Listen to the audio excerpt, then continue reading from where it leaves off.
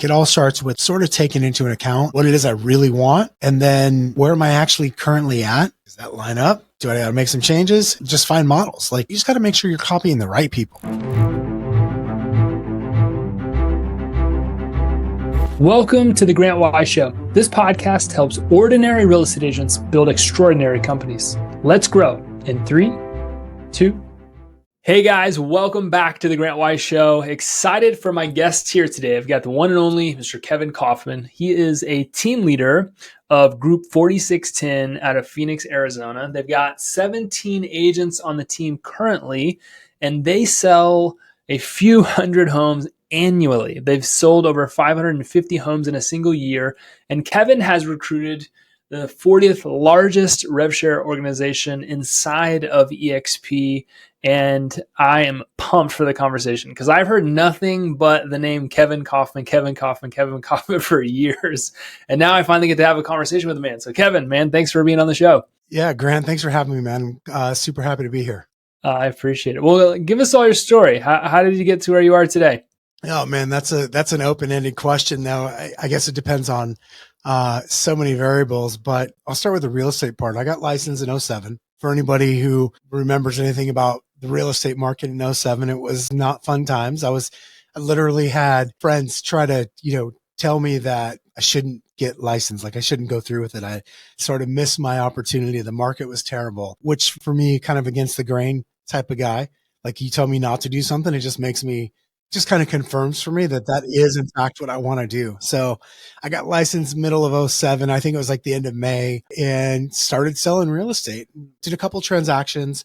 And then my third transaction ever was a short sale. It was my now business partner's listing. Actually, I was helping him because he was going to be traveling and out of the country and for his honeymoon. I, not knowing really anything, but having a real estate license, is like, yeah, I'll help with that. And so I did that. I actually took that short sale listing, or I should say he took it, but I negotiated an offer with a buyer and then went and did a deal with the bank and made it happen. And that was literally my third deal ever as a licensed real estate agent in 2007. Fast forward a couple months, February of 2008, him and I decided we're going to start working together full time, if you will. Not necessarily intending to start a partnership, but trying to help each other out, because in February of 2008, and at least in the Phoenix market, something like 80-90% of all transactions were distressed. They were either short sales or REOs. And we both had a banking background, never wanting to be an employee of a large financial institution again. We both decided we would kind of specialize in the short sale world. And so we were doing that. We eventually started sharing in an office, sharing expenses. Not necessarily, we shared income, not equally, but we did share income.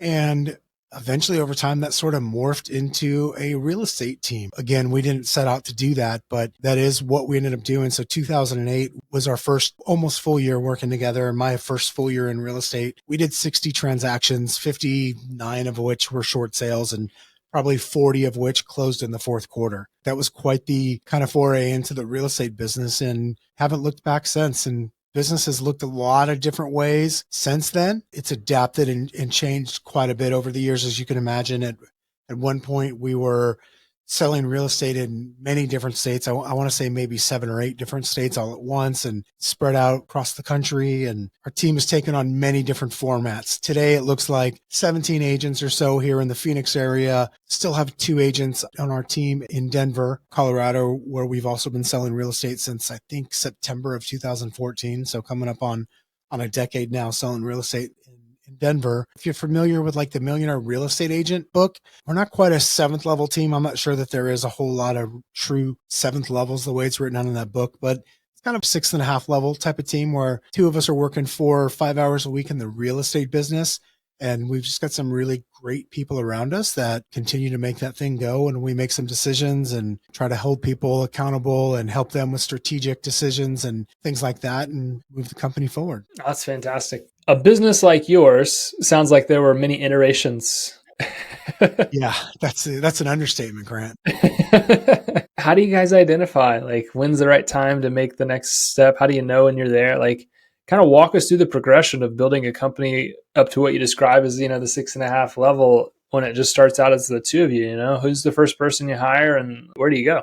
Looking back on it now, we're lucky that we're both sort of like strategically lazy. Like we were hired people from the beginning, but like before we could afford them, I think both of our mindsets were like, we were going to pay people before we'd even pay ourselves. And so the day we started working together, we actually had leverage already. Fred's brother was like our first employee. He was already working for the two of us separately, sort of part-time. And so we convinced him to come to work for us, and we promised him we'd try to pay him sooner or later. Back in '08, that was a stretch to even sort of make that promise, but it worked out for us. Look, Fred and I got really lucky. We just had some people that were sort of like legends in real estate who befriended us very early on, partly because we were doing short sales at a high level and most people weren't.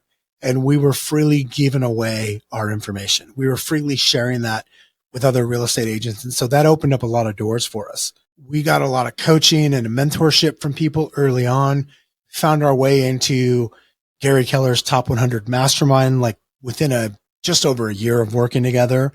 And so we built great relationships and had a lot of people around us that would kind of lead the way, sort of help us make decisions and sort of give us a bit of a roadmap to build our business. And we took full advantage of that.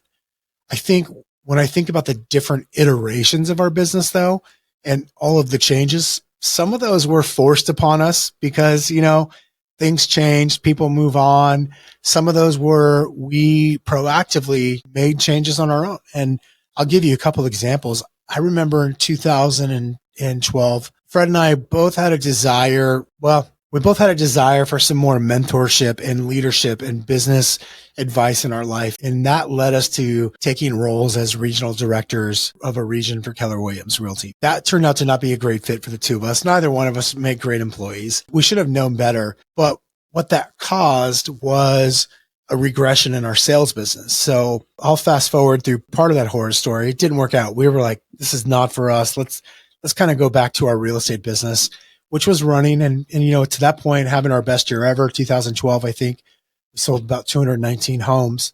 But in the fourth quarter, when we kind of came back to that business, sort of everybody around us left. And it was because we were just really poor leaders earlier that year. We did a really bad job of, while we were off sort of building our next opportunity, not doing a great job of leading the people that were there running the ship for us. And so we were sort of forced back into running the business. And that was a big change. We went from having, we had like a lead listing agent at that time. We had a lead buyer's agent, and he had a couple showing assistants on our team. And within about 60 days, all of them had got up and left. And so you get to the end of 2012, early 2013, it's just basically myself and Fred and some administrative support. And so for the first time in years, we were back into the sales roles. Fred had to go back in, and luckily I spoke up first and I said, I'll take the listings. So that meant he got stuck working with the buyers, and we had to learn how to rebuild our business. And the worst part of it is short sales were now no longer prominent. I was having to, so I'm going on listing appointments, Grant, where I'm actually leaving and going to somebody's house. I mean, that sounds funny, but you get to the end of 2012, I really haven't gone to people's houses for listings. In fact, I'd mostly done it over the phone, or they came to my office, and that was only after they agreed to hand over a bunch of documentation to me first in the form of what I'd call a short sale package. So I was getting listings basically because I knew more about short sales than anybody else. And I had a higher success rate than anybody else in the country. So the way I got listings was much different. I always like to say a lot, like 2013 was the year I learned to be a realtor. Even though I'd probably sold 1,000 houses to that point, that was the year I learned to be a realtor, because I had to learn how to go compete against other real estate agents, sit at someone's kitchen table, and convince them to hire me to sell their home. And so, we went through all sorts of changes, that year. So that was sort of forced upon us, if you will. And then I think of later that year, we ended up hiring a couple agents to join the team as we were ready to expand our sales team back out, but we hired them on salary. So that was a totally different iteration. We had 2 salaried buyer's agents and the 2 of us. And then fast forward about a year and a half, sometime in the middle of 2014, we're doing good. We're selling 150, 160 homes a year. We're making decent money, but it's not the business either one of us wants.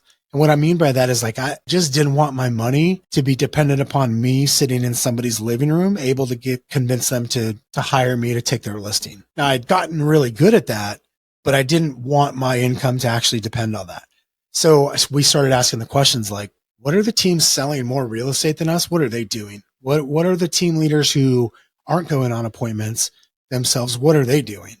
And so we started looking around at different models, and that led to another change, So the end of 2014, we realized like we could scale this. Like now that we've kind of learned how to take equity or traditional listings, what do we do? Because we can't do this with just 2 people. We probably need like 10 agents on the team. And so we had to take those agents that had come on board as a salaried buyer's agent and kind of let them know like, hey, we're going to move you. If you want to stay, the salaried role is going to go away, but we think you'd be really good at sales. We'll give you a soft landing. We want to let you not just work with buyers, but work with sellers too. And we started changing our sales team model based on, I like to call it like a brokerage within a brokerage model, right? Or the sales agent model. We went from having specialists that only took listings and only worked with buyers to, hey, we're going to teach you how to just be a real estate agent, and we're going to expand out that way. And we did that. We started doing that at the end of 14 and into 15. And I started focusing more on recruiting real estate agents as well as hiring administrative people. My business partner is kind of like, I like to say he kind of takes the mess that I bring in and he makes it work. He makes it function, and he's kind of really good behind the scenes with that stuff. He understands sales well enough to know the language I'm talking, and he understands operations well enough to take what I'm saying and make it actually work behind the scenes, right? We started changing our business. And then about that same time, we ran into somebody in Denver who just said something one day, and we're like, yeah, maybe we should work together. And so we started selling real estate in Denver at the same time. It was September of 2014 was the day our first expansion partner started working with us. And so not only did we change the model here with our agents in Phoenix and start hiring more, but hired one in Denver and went like, let's really make a mess out of this. So those are a couple examples of like, one of those changes was forced upon us. And another one was we just realized we wanted something different than the business we had.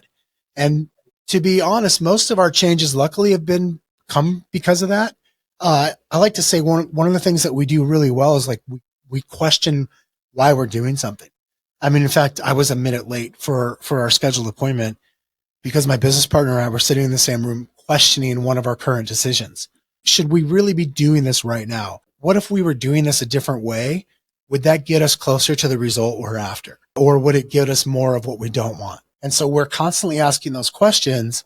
And when we feel like we've got enough, data, strong feelings, desire to go a different way, we're not afraid to change. We're not afraid to go, yeah, I was doing this, but this no longer serves me. I'm going to be doing this now. I hear like a lot about your story is so much like, well, we did this and we liked it, or we did this and we didn't really like it, so we made this adjustment.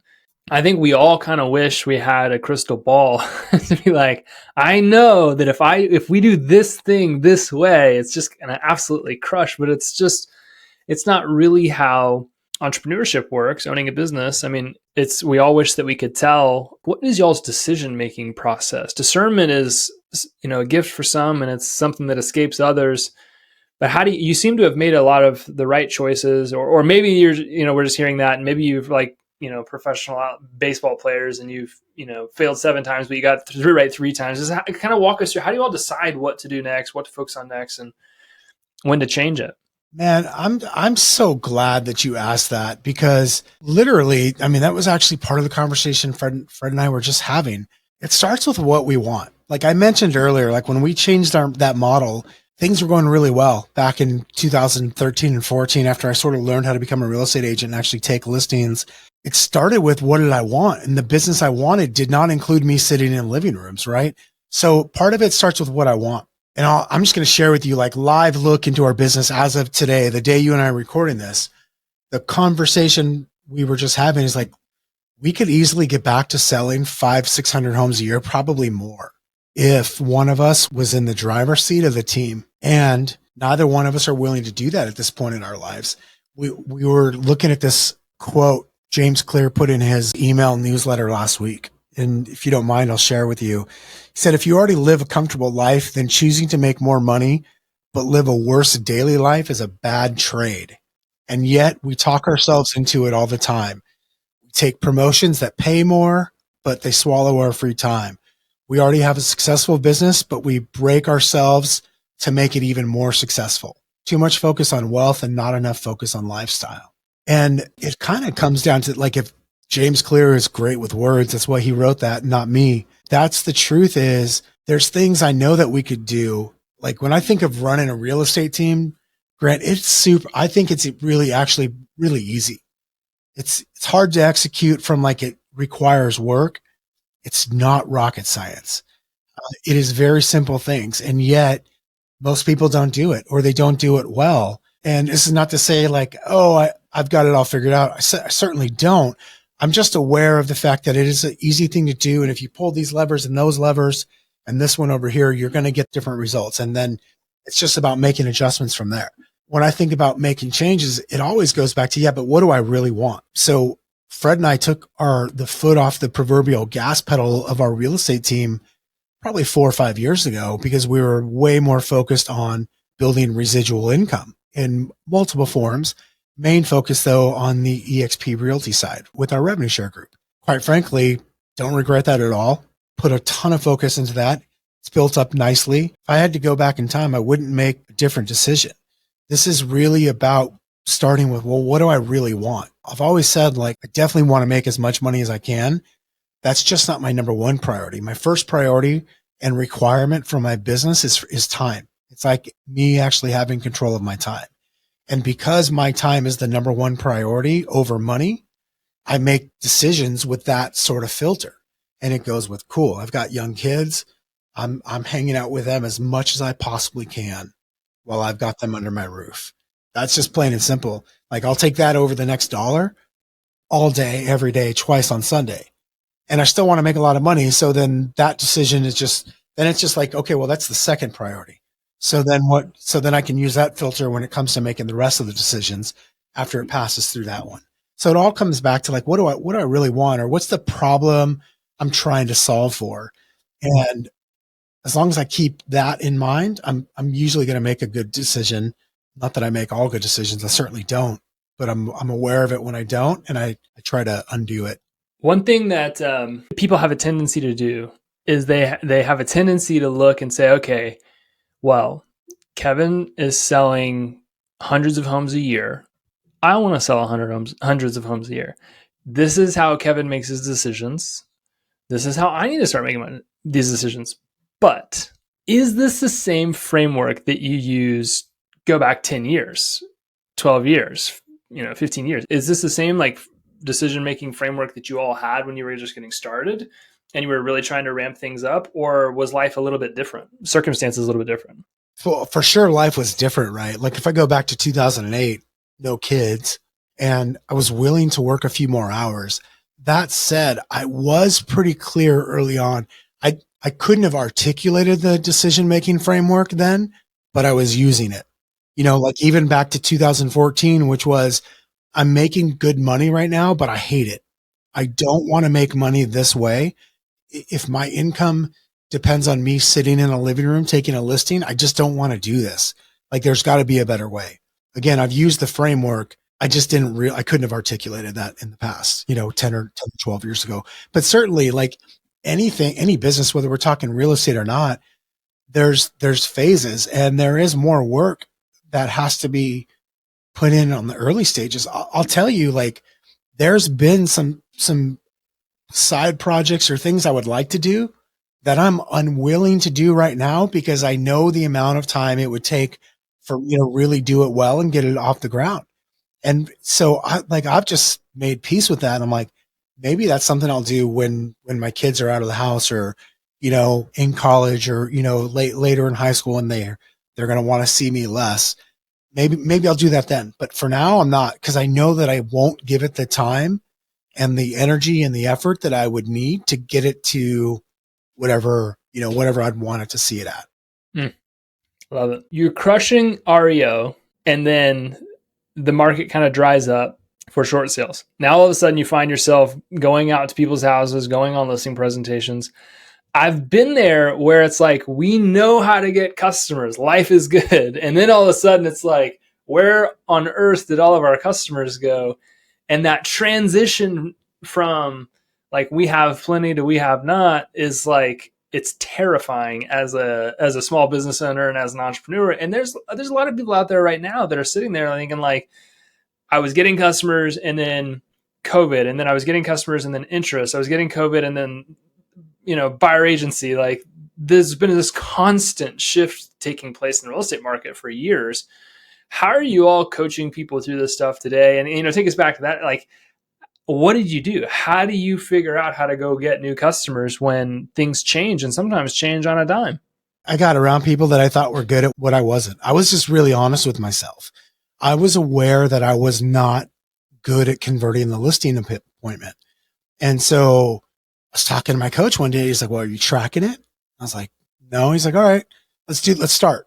And so I started a spreadsheet that said like first and last name. What I was good at was we've always been good at generating leads, and I was really good at getting appointments. I just sucked from that point forward. And so I was like, well, I can get appointments. So like get the appointment. What's the lead source? Did they hire me? Yes or no? So I started just by tracking that.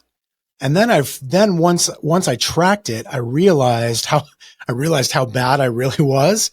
And that was actually comforting in a way. I remember one day I was taking a listing, even at this time where I'm like really focused on traditional listings, if you will. I'm taking a short sale listing. I'm in my office and I'm quite literally like this, hands over my eyes.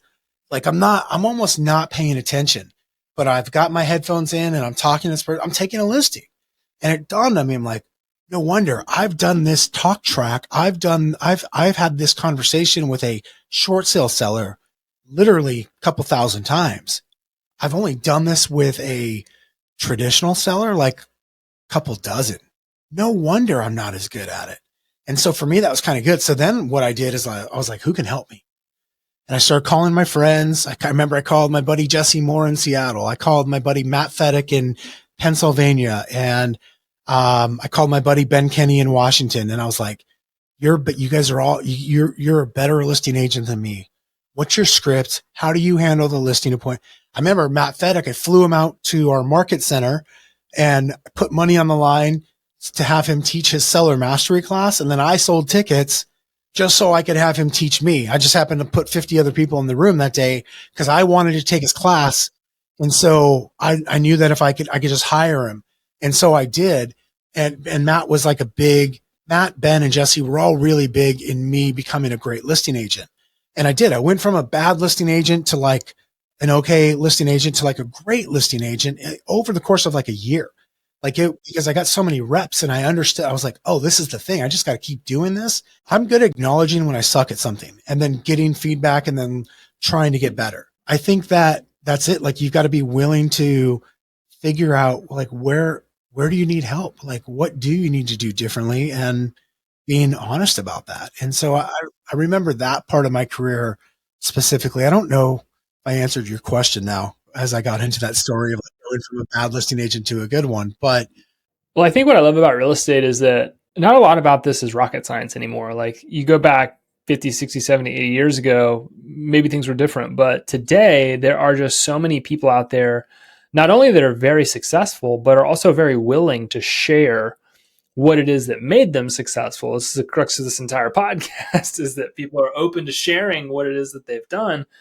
And so what I love about your response is it's like, it's who, not how. It's not how do I do this? It's who can help me understand how to do this. And who do I need to become in order to be great at this? Well, I got to become a better salesman. I got to become a better communicator. I got to become a better presenter. I got to be more knowledgeable about the listing process. There's a lot of who questions there that really take care of the how. I think that that's probably one of the more critical components for people to take away, because we're experiencing it right now. Like we're experiencing a transition that will take place in real estate. Nobody really has a crystal ball. Nobody knows what's going to happen. Nobody knows how it's going to impact people. But it sounds like you probably have a similar process today. Maybe correct me if I'm wrong, for navigating the changes that are taking place in the industry. Constantly trying to put myself in rooms where conversations are going on with smart people. So my business partner, Fred, and I, we host like an invite only mastermind, basically just started putting together the mastermind I wanted to be a part of. And so we invite some top agents to it here in the local Phoenix area. Like it's not for sale. Like not anybody can just buy a ticket. Like you have to be invited. And I always say, like, if you just put smart people in a room and let smart people be smart, like really good stuff happens. And we go up there, we don't have an agenda. We literally create the agenda together the day of, and we talk through our problems and challenges and what's going on. And I've just found when you're open and you share and others share, like you can pretty much solve all the problems that you might have. And so I'm constantly putting myself in rooms, number one, where I can like lead a conversation like that, or I can go and listen in on a conversation like that. Right. I always scratch my head at people that don't go to events. What do you mean you're not going? They're like, why would I want to go hang out with other real estate agents? I'm like, to learn. Like, I'm always like, what can I learn from this guy or girl? Like, what can I pick up? If you go to an event and you can't pick something up that would make your business better, it's probably just because you're closed off, or you're either not paying attention or you think way too highly of yourself. And so I'm always, to me, I want to collaborate with people. I want to learn from other people who are doing something better than I am or different than I am, that I might be able to implement and learn. And hopefully I can share something with them that'll help improve what they're doing too. I love it, man. I want to respect your time. So I kind of winding down. If somebody's listening to this, I certainly learned a couple of things that I think are very relevant to what's going on in the market. I was reminded of a couple of things that I think are very relevant to what's going on in the industry today. But what would you to say to somebody that maybe they're a real estate agent and they're a team leader, they're starting out a team? What's that first step that I need to take based on this conversation that will help me go from, what I feel like might be ordinary to extraordinary results? Well, I think defining what extraordinary results are for yourself is probably the very first step. A lot of us in this industry, we tend to let other people define what our goals are, meaning like, oh, I saw this person on stage, or I saw that person on stage and they have an amazing business, and I don't have any of the context for what's going on behind the scenes, right? And so first of all, figuring out what is it that we're really after, and then going, cool, well, where am I at? Awesome. Wait, does that person even have the same goals that I do? Or are they playing the same? They might be playing they're probably playing a different game. So I need to figure out, so what's the delta there? But once I do know where I want to go and what it is I am truly after, then I'm like, okay, what room do I need to be in? Who do I need to force to become my friend? Right? Like, how do I make someone my buddy so that way I can learn from them and I can go sit in the same room? And for me, I'm happy I'll write a check to go get in the room. I don't care. I'm willing to fast forward the process. And how can I go get myself around that and go, cool. So now I know what my next 1, 2, 3, or 10 steps are to get me moving in that direction. But I really do think it all starts with like sort of taking into account what it is I really want. And then where am I actually currently at? And does that line up? Do I gotta make some changes? And now, it's like I know Tony Robbins says it all the time. Like you got to find models. Like literally just copy other people. You just got to make sure you're copying the right people. The problem is people in our industry copy somebody that was on stage because they're a great talker, or they think they understood that person's business or story, and they really didn't get any of the context. They just got the highlights of it, and they should be following someone else. And so if you just start with those steps in mind, what do I really want? Where am I actually at? And then go find the models to copy, you'll be in good shape. I think it's great advice, man. I mean, none of us have context, and everything makes sense with context. None of us know what somebody else went through to get to where they are today.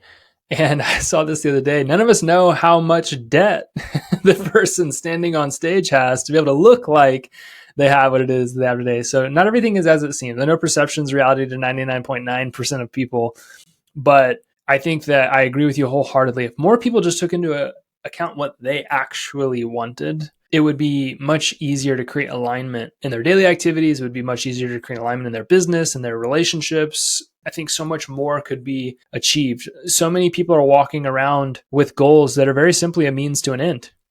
And so if you guys listen to this, take Kevin's advice, go find the end. What's the end goal that you're after? And just start lining up all of your activities to that. I think you'll be shocked how much easier life gets, how much easier the hard work gets, not because the work gets any easier, but because you find more joy and fulfillment in doing it because you know where it's taking you. And so, man, this was a great conversation. I appreciate all the advice. I think what you all have built is impressive, and I'm appreciative that you spent some time with us today and just kind of walked us through how you got there. Hey, me too. Thanks for having me on, Grant. I really appreciate it. Yeah, 100%. Well, you guys, thank you so much for continuing to listen to The Grant Wise Show. Make sure that you leave us a review from the episode today. What was your best takeaway? DM me on Instagram. If you got any questions, let's keep the conversation going, and I will see you on the next episode. Stay wise. Thanks for listening to this episode of The Grant Wise Show. Please don't forget to subscribe to this channel, leave us a review, and we'll see you on the next episode. Thanks.